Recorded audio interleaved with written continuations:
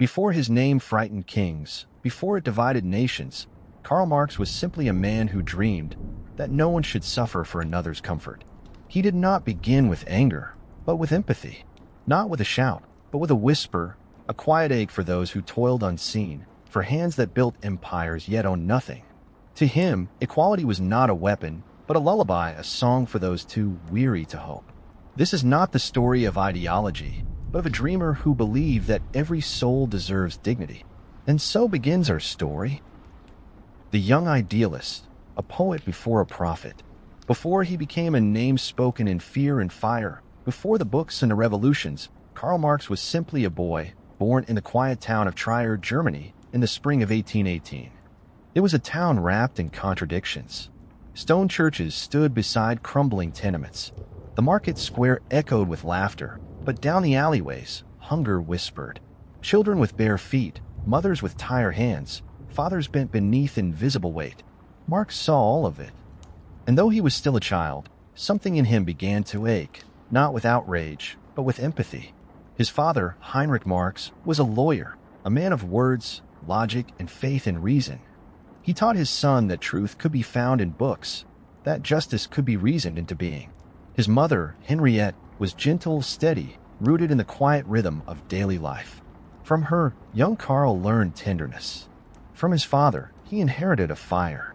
Together, they created a boy of paradox, both dreamer and skeptic, both believer and questioner. He was restless, curious, his mind always circling the invisible questions of existence. Even as a teenager, he would stay up long past midnight, reading Goethe and Shakespeare by candlelight, his fingers black with ink, his eyes burning with wonder. But before he was a philosopher, he was a poet. And his poetry was not political. It was personal. He wrote of love, of sorrow, of the mysterious beauty of suffering. He wrote of the human soul, its longing, its weakness, its yearning to be free. In one poem, he described the heart as a storm trapped in silence. In another, he wrote, "The world sleeps in chains of its own making, and I dream of light breaking through." He was only 17. Each morning, he walked the narrow streets of Trier. He passed the baker who sold stale bread to mothers with empty eyes, the factory where men coughed black smoke, the river where children washed rags and dreams alike. The air smelled of iron and rain. And Marx would watch, not as a judge, but as a witness. He saw the imbalance not as politics, but as heartbreak. Why, he wondered, do some live in gold while others sleep in smoke? It was not yet a thesis, it was a prayer. There is a kind of seeing that changes everything. Once you have truly looked at suffering, you can never look away.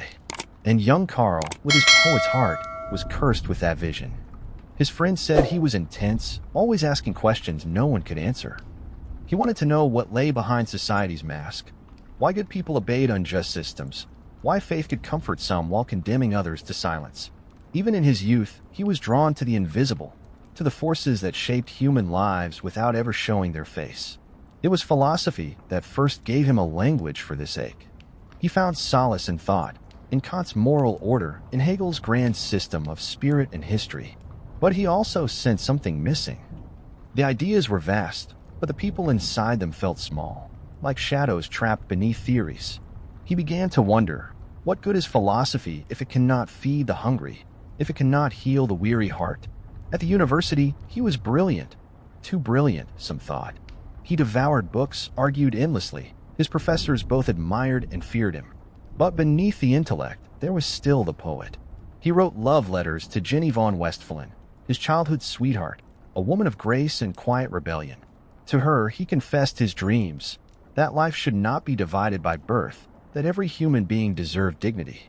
Jenny listened, and perhaps that was the first revolution, not in the streets, but between two souls who refused to accept the world as it was. She believed in him, even before he believed in himself. There are moments in youth when pain turns into vision, when empathy becomes purpose. For Marx, that moment came as he walked home one winter evening. The sky was low and gray. Snow gathered in the corners of the street.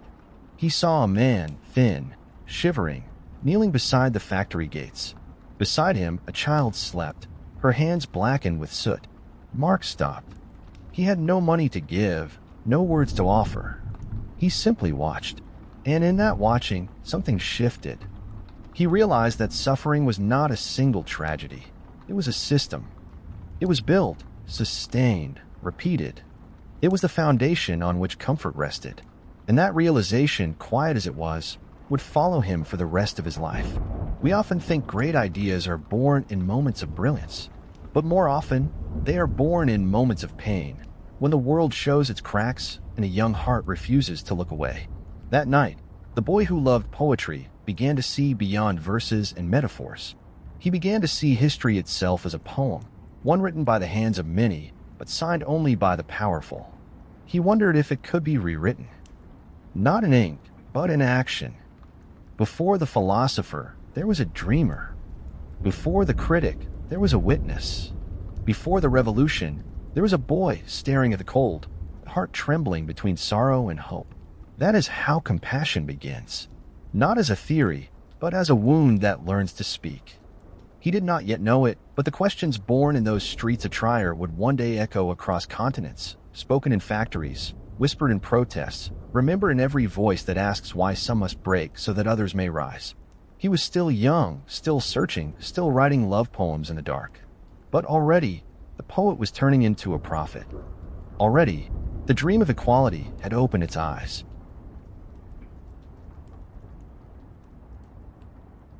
Fire in the Mind, the making of the Communist Manifesto. By the time the world began to take notice of Karl Marx, he was no longer the poet of Trier, but a restless exile, wandering from city to city with pockets empty and mind aflame. Paris, Brussels, London. Everywhere he went, he saw the same story told in different tongues. The workers bent under endless days, the rich laughing behind glass.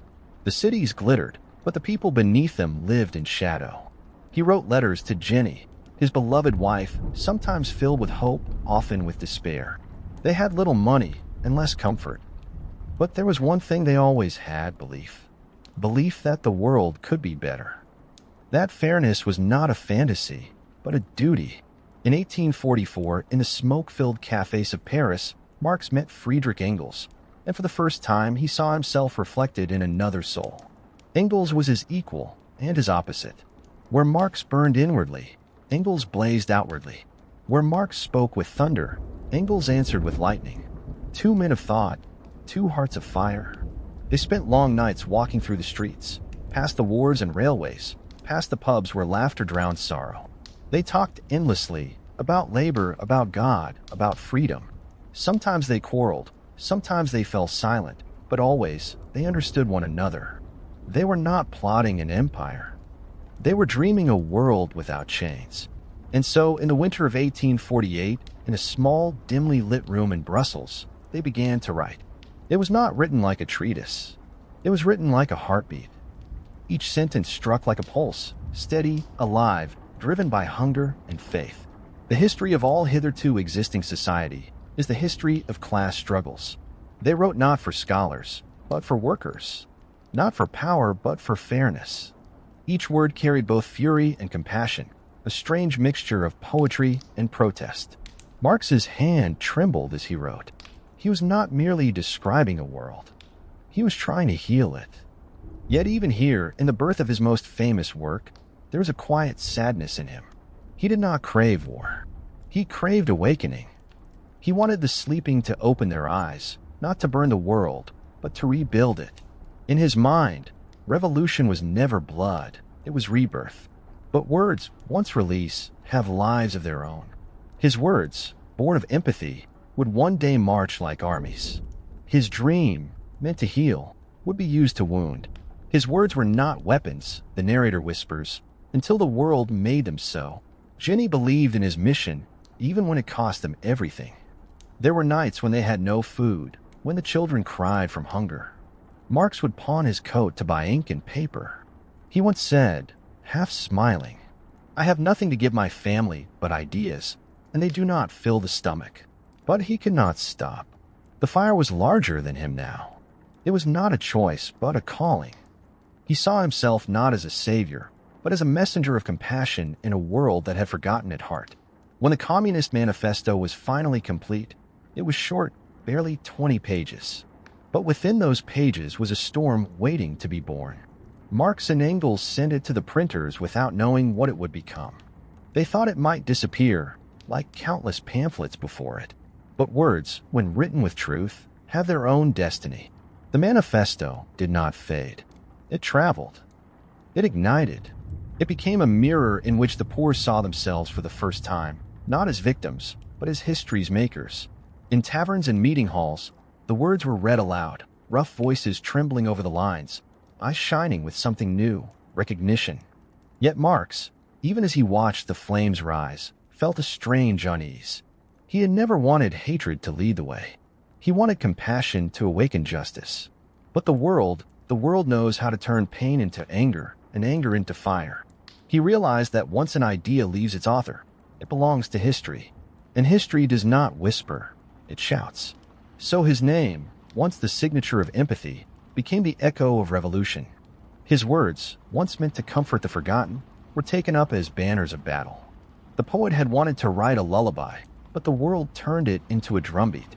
He wondered sometimes if he had done the right thing. If every change must come through fire, if every dream must burn before it can shine. Yet even in doubt, he held on to one faith, that truth, no matter how heavy, is still love when spoken for the powerless. Marx once wrote that philosophy is not about interpreting the world, but about changing it. Yet what he truly meant was something gentler. To change the world is first to love it enough to be broken by it. He never saw himself as a prophet. He was a poet who had lost his innocence, a thinker trying to find mercy in a merciless age. And though history would twist his words, the fire in his mind was never hatred. It was heartbreak. The exile of a dreamer. By the middle of his life, Karl Marx had become a man without a country. Germany rejected him. France expelled him. Belgium followed soon after. Everywhere he went, his words traveled faster than he did, and so he became a stranger wherever he arrived. He was not a soldier, not a conspirator, not even a politician. He was a writer, armed only with paper and faith. But in the 19th century, faith, when it burned too brightly, was enough to be feared.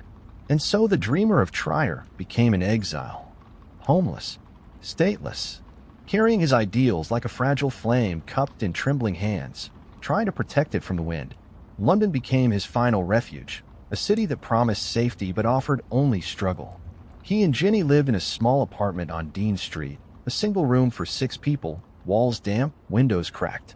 Their furniture disappeared piece by piece, sold for food, for medicine, for ink. Their children fell ill. 3 of them would never grow up. Jenny wept quietly as she sewed clothes from old fabric. Marx buried his grief beneath his writing. He once said, "If I cease to write, I cease to be." And so he wrote, through hunger, through fever, through despair. Sometimes his only light was the candle burning too close to the paper. Sometimes the only warmth came from his own breath. There were days when the family had no bread. Days when Jenny had to sell the last of their belongings, the bed, the silver wedding cup, the baby's blanket. And yet, when asked by a friend how he survived, Marx smiled and said softly, "We live on hope and black coffee. Hope, black coffee, and the belief that words could still change the world." His writings of this period, Das Kapital, the work that would consume his later years, were born not from peace, but from poverty. He studied every system of industry, every ledger of profit and loss, until the logic of inequality revealed itself. He saw how entire lives were spent to make others rich, how labor had become invisible, a machine with a beating heart. He wrote with fury, yes, but beneath that fury, there was sorrow. He loved humanity too deeply to forgive its blindness. Equality, he thought, was not born in comfort. It was born in hunger. Sometimes he would walk through the streets of Soho, the fog thick, the lamps flickering.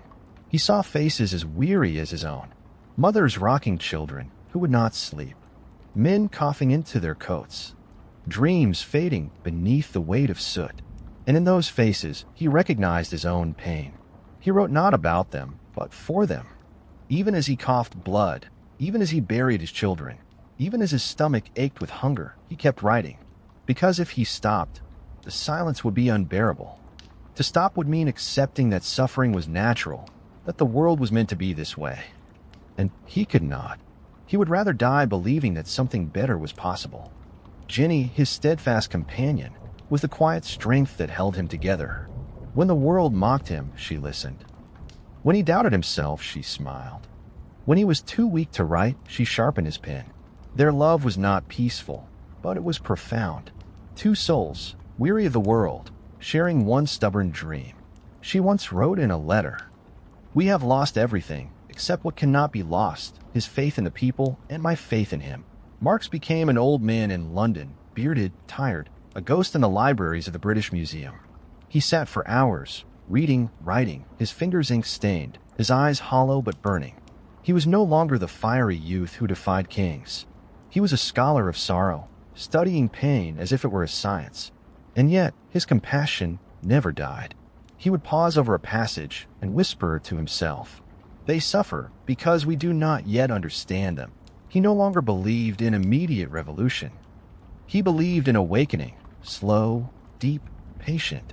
History often remembers him as an architect of conflict, but the man himself lived a life of quiet grief. He lost his homeland, his children, his health, his peace, all for a dream the world was not ready to see. The price of believing too deeply is to live in exile not only from nations, but from comfort. Yet perhaps that was what made his words true. He had suffered enough to speak for those who could not. He once said, "I am nothing, but I must become everything." And in a way, he did. He became the hunger of the worker, the ache of the mother, the longing of the student, the fury of the oppressed. He became a mirror for all who dreamed of fairness, even if that dream demanded their peace. He lived as an exile, but his dream never left home. Because the dream of equality, though born in hunger and carried in grief, belongs to every heart that refuses to forget compassion. Beyond revolution, the human beneath the theory. History has a way of hardening men. It turns warmth into marble and names into symbols. So it was with Karl Marx. To most, he became a figure of fire, a prophet of revolt, a face carved in anger, a man who set the world ablaze. But the truth, whispered between the lines of his letters, is softer. There, hidden beneath the theories, is a gentleness history forgot. Before he was a revolutionary, he was a poet. Before he wrote the Communist Manifesto, he wrote love songs to Jenny. They were filled not with politics, but with longing. He called her the morning star of my nights. He wrote of her laughter as the only music that could calm him. He signed his letters not as Marx, but simply your Karl. In those letters, we see not the stern philosopher, but a man fragile, foolish, utterly human. He laughed easily, often at himself. He teased Engels for his handwriting. He adored his daughters, calling them his little philosophers. He would read them fairy tales at night, pause mid-sentence, and ask, "Do you think the princess would still love the prince if he had no castle?" They would giggle and say yes, and Marx would smile quietly, as if reassured that kindness could survive even in imagination. He loved deeply, and he suffered deeply. He could not see pain without feeling it as his own. When he walked through the crowded streets of London, he would stop to give a coin to a beggar and later regret that he didn't have to. He once wrote to Engels, "I cannot enjoy my dinner while others go hungry, and yet my family starves with me." It is a strange and terrible thing to have compassion that feeds no one. Those words, quiet, unguarded, are the truest portrait of Marx. Not a man of hate, but a man overwhelmed by empathy. He dreamed not of control, but of balance, that the dignity of one should never demand the suffering of another. He never wanted thrones overturned, nor blood to fill the streets. He wanted no flags, no armies, no glory. The dream was never to rule, but to free. To free humanity from the invisible chains of poverty, of pride, of power. Yet after his death, his words were scattered like embers into the winds of history. Some burned too bright, some turned to ash. The world, impatient, wounded, took his dream and turned it into doctrine. What began as a lullaby for the suffering became a drumbeat for war. What began as compassion was forged into control. And Marx, who had never ruled a single soul, was blamed for the tyrannies of men he never met. He would not have recognized the statues made in his name. He would have looked at the armies marching under his banner and whispered, "You have misunderstood me." For Marx believed the greatest revolution was not of guns or governments, but of hearts. The courage to see one another, not as rivals, not as tools, but as reflections of the same fragile humanity. In his final letters, his handwriting grew weaker, but his words grew softer. He wrote to his daughter Laura, "I have dreamed my dream, and perhaps it was too large for this world. But if it has made one man kinder, then I have not lived in vain." A line so simple, yet so luminous. It tells us what the theories cannot, that even the fiercest minds long only for gentleness in the end. History painted him as a storm, but he was also the silence after. He knew the world might never love him, but he loved the world nonetheless. Every injustice wounded him like a personal betrayal. Every act of cruelty made him question the soul of man, and still he hoped. Even in failure he hoped.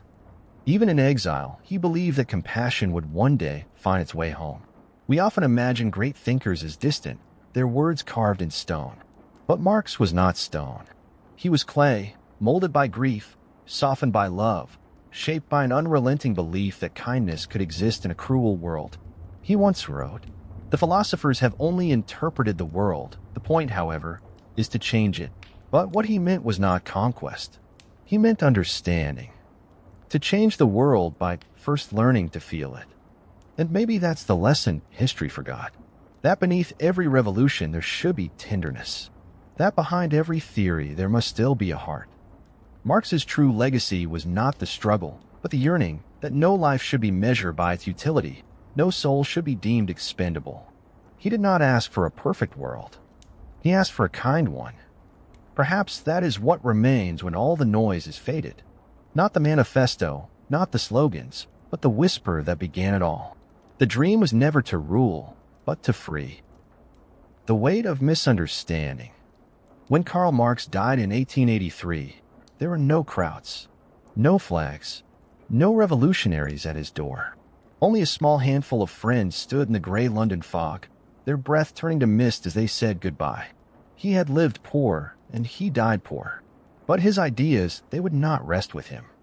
They began to move, quietly at first, then like thunder rolling over the horizon. His words, once meant to heal, became swords in other hands. What he wrote as compassion, others read as command. What he whispered as hope, others shouted as vengeance. And so began the long, trembling echo of misunderstanding. Marx had dreamed of equality, but the world, aching with its own wounds, heard something else. They heard the promise of power. They heard the right to destroy. Where Marx saw awakening, others saw conquest. Where he saw humanity, they saw hierarchy inverted. The pure flame of his thought, passed from hand to hand, grew wild, burning those who tried to hold it. Revolutions rose in his name. Some noble, cries for bread, for dignity, for the right to live as humans. But others twisted his dream into something he would never have recognized. Regimes rose, armies marched, banners of red fluttered under the sun, but beneath them, the same chains returned, forged from new metals, painted with new justifications. In the name of freedom, control. In the name of equality, fear. The world, it seemed, had taken his dream and filled it with its own noise. How strange that a man who rode in candlelight, who starved beside his children, who dreamed of compassion, would one day be remembered as a storm. How heavy it must be to be misunderstood by history. He dreamed of equality. The world heard vengeance. Perhaps it could not be helped. Ideas, once released, are no longer ours. They live their own lives, in hearts, in hands, in battles we never meant to start. Marx's dream was delicate, like paper, and paper burns so easily. He once wrote that history repeats itself, first as tragedy, then as farce. But he could not have imagined how his own story would become both. Tragedy, when his name was invoked to justify suffering. Farce, when those in power spoke of equality while living as kings. And somewhere in between those two extremes, the real Marx disappeared, the man who wrote love poems, who believed kindness was revolutionary, who saw philosophy as a form of healing. We must remember, he never ruled. He never ordered. He never built an empire. He only asked a question. Why must the world be built upon the pain of others? It was a question too large, too bright, too human. And so, when power took it, it became something else entirely. The purity of an idea fades when wielded by power. Because power hungers. It consumes. It does not dream, it commands. And the more his ideas spread, the further they drifted from his original pulse, that quiet heartbeat of empathy that had once begun in a poet's chest. One can almost imagine Marx watching the centuries unfold, his face lit by the flames of revolutions he never called for, his voice lost beneath their shouting. He would not have smiled. He would have wept. Because the dream he planted was not meant to bloom in blood, but in kindness. He did not wish for war. He wished for awakening. He did not wish to divide. He wished to understand. He believed that only by seeing one another truly, as beings of equal worth, could we begin to heal. And so, perhaps, we should forgive the storm. Forgive the centuries for mishearing. Forgive the voices that shouted when they should have listened. Because the essence of his dreams still remains, buried beneath the rubble of history, soft, fragile, waiting for us to rediscover what he really meant. That fairness is not force. That equality is not control. That love, even love for strangers, is the beginning of all change. Maybe that's what he would tell us now. If he could step out from behind the statues, if the marble could breathe again. I was never your enemy. I only wanted you to see each other. Ideas are like seeds, and seeds cannot choose the soil they fall upon. Some grow into gardens, others into thorns. Marx's seed was one of compassion, but the world, impatient and hungry, planted it in the soil of anger. And so it grew wild. Yet still somewhere, beneath the noise and smoke, the dream remains, quietly waiting for us to listen again, to hear not the echo of revolution, but the whisper of understanding. His words, once meant to heal, became swords in other hands. But perhaps, one day, they will return to being what they always were, a dream of gentleness. The eternal struggle, what Marx truly wanted. There is a quiet place between what Marx wrote and what the world became. A space not filled with slogans nor with noise, but with something tender, the whisper of what he truly wanted. It was never domination, never control, never thrones overturned or flags unfurled. It was dignity, the simple, stubborn belief that every human being deserves peace, bread, and meaning. That no one should have to beg for their own life. That no child should inherit hunger. That no heart should feel worthless in a world built by its own hands. He once wrote that labor is sacred because through work we give form to love. He saw beauty in the hands that built, in the sweat that carved civilizations, in the quiet patience of those who carried the world but were never allowed to claim it. To him, the worker was not a machine. She was a mother, a dreamer, a living poem of endurance. Inequality, it was not a theory for him. It was a prayer whispered through the ache of history, a prayer that one day, the hands that built would also be the hands that rest. Marx believed that society should not be a battlefield, but a shared home, that to build a just world was not to destroy, but to care, to tend to the fragile places in the human story. He dreamed of a time when the word we would be greater than I, when the measure of wealth was not what we owned, but how much kindness we could afford to give. He saw equality not as a finish line, but as a way of walking together, hand in hand, through darkness and light. He wrote for them, the nameless, the forgotten, the millions whose lives would never enter history books. And though he died without seeing it, his dream still lingers, in every protest song sung softly at night, in every hand reaching out to help another stand, in every small act of fairness that defies the world's coldness. Sometimes when people speak of Marx, they speak only of revolutions, of theories, of manifestos. But listen closer and you'll hear something else, tone almost like grief. Because Marx didn't just want to change the world. He wanted to heal it. His words were never born from hatred, but from heartbreak. He saw the way the world could wound those it depended on most. He saw beauty crushed beneath profit and love silenced by survival. And so he wrote again and again until his hands trembled, not out of anger, but out of compassion too deep to keep inside. Equality was not his war. It was his prayer. A prayer that echoed through every page he wrote, even when the ink blurred with tears. He prayed not for victory, but for gentleness. Not for power, but for understanding. Because he knew that real freedom cannot be taken, it must be given. And real equality cannot be enforced, it must be felt. In every life, there is a small revolution, the moment we choose empathy over indifference, the moment we refuse to step on another's heart to rise. That was the revolution Marx dreamed of. not one of fire, but of tenderness, not one of nations, but of neighbors, not one of shouting, but of listening. He dreamed of a world where no one had to apologize for being alive. It is easy to forget, but his dream was not meant for the powerful. It was meant for us, the ordinary, the tired, the kind. Those who still believe that gentleness is strength, that love is resistance, that sharing what little we have can make the night less cold. That is the eternal struggle. Not to conquer, but to care. Not to command, but to coexist. And maybe that's what Marx truly wanted, a world where compassion is not charity, but structure. Where kindness is not weakness, but law. Where equality is not demanded, but lived. He dreamed that one day, the child of the worker and the child of the king would walk the same street and see the same sky, without fear, without envy, without walls. A world where bread is not a miracle, but a right. Where peace is not a privilege, but a habit. And above all, a world where we finally learn to be kind to one another.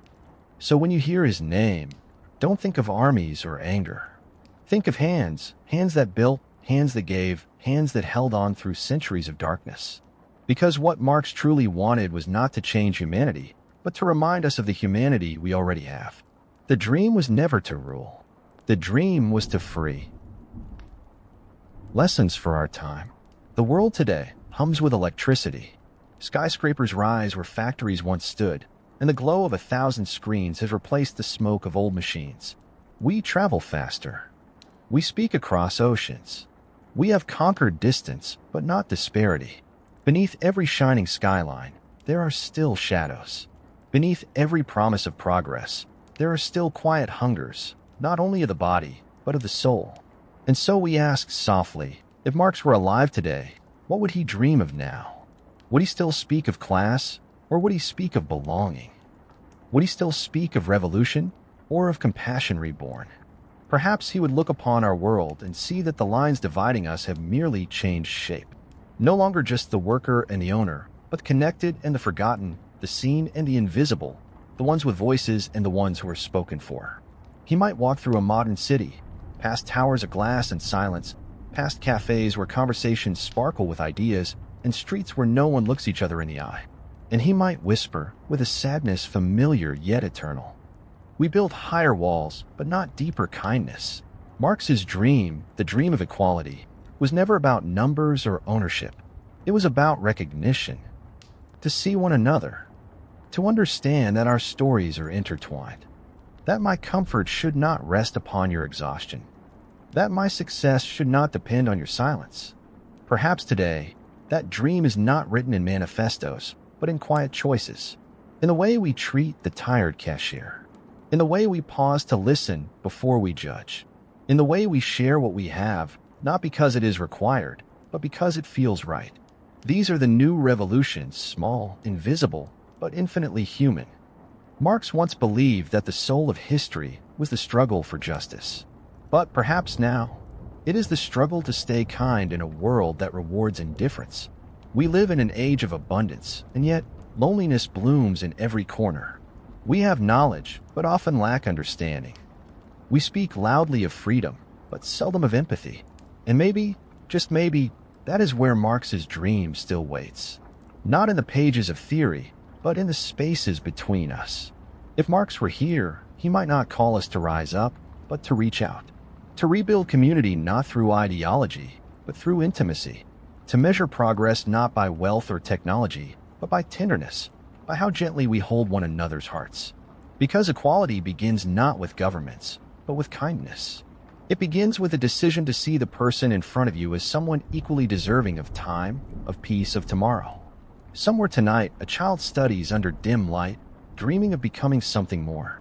Somewhere, a worker takes a deep breath and continues the shift because someone they love depends on them. And somewhere, someone chooses to forgive, to share, to care, and in doing so, the old dream breathes again. Marx may have imagined a revolution of the masses. But what if the true revolution is the quiet one? The one that begins when we choose empathy over apathy, understanding over judgment, humility over pride. The one that does not burn, but warms. We cannot undo all the injustices of the world, but we can choose not to add to them. We can listen when others shout, We can offer calm in a storm.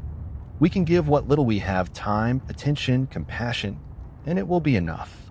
Because fairness is not built in parliaments alone. It is built in hearts, one act at a time. Each small act of fairness is a revolution of its own. And perhaps that is how Marx's dream lives on, not as a doctrine, but as a feeling. A quiet warmth, passed from one soul to another through the centuries.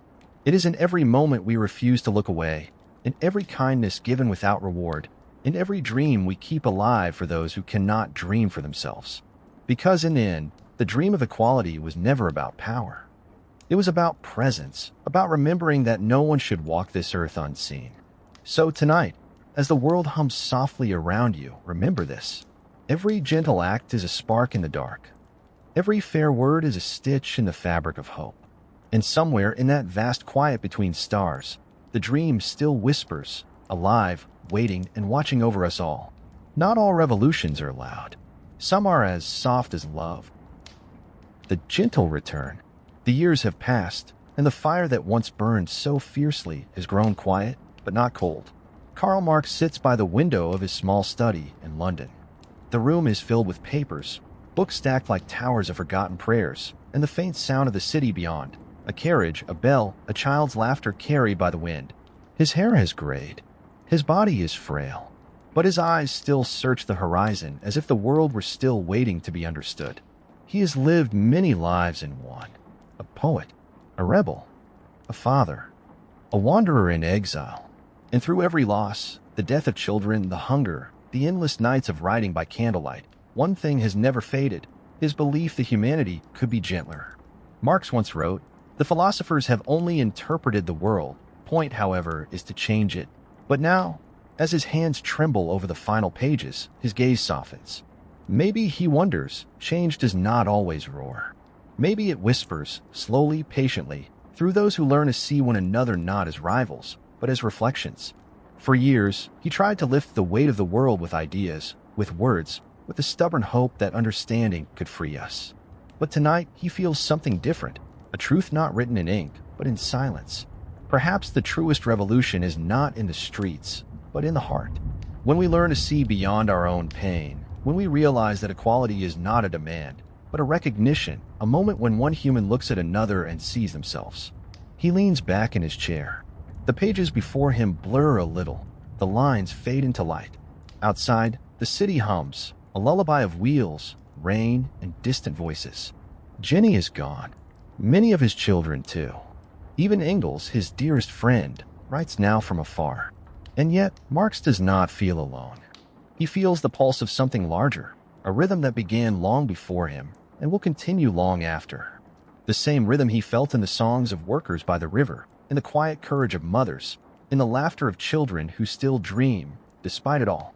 Maybe this steady, unseen persistence of the human spirit was the true meaning of his work. Not to overthrow, but to uplift. Not to burn down, but to illuminate. To remind the world that fairness is not a theory, but a tenderness, a way of living, of seeing, a belonging. He closes one of his notebooks, then another. The ink has dried. The words remain. He does not know what history will do with them, whether they will heal or harm, inspire or divide. He only knows that they were written with love. And love, he believes, is the only thing worth leaving behind. The candle beside him flickers, not as a symbol of struggle, but of peace, of something finally accepted. The mind that once carried the weight of humanity now rests. The dream that once roared now breathes softly, like a tide receding to sea. He had spent his life writing for the world, but perhaps this final moment he writes for himself. For the boy from Trier who once looked upon suffering and asked, why? For the father who believed that even in poverty, dignity must endure. For the thinker who learned, at the end, that the greatest change is not in the systems we build, but in the hearts we heal. Marx closes his eyes, and the world, the vast aching world he tried so hard to mend, seems for a moment still. Maybe that's all he ever wanted. Not power, not praise, just a little more peace for the human soul. A world where no one is too small to matter. Where every tear means something. Where every life, no matter how brief, is seen. And as his pen falls silent, his words remain, not as commands, but as prayers. Whispers written in the language of compassion, waiting for the next heart brave enough to listen. Perhaps the truest change, the voice murmurs, is within, when we learn to see each other as equals in our shared fragility. A whisper before sleep. The room grows still. The ink has dried, and somewhere, far beyond time, the dreamer of equality finally rests.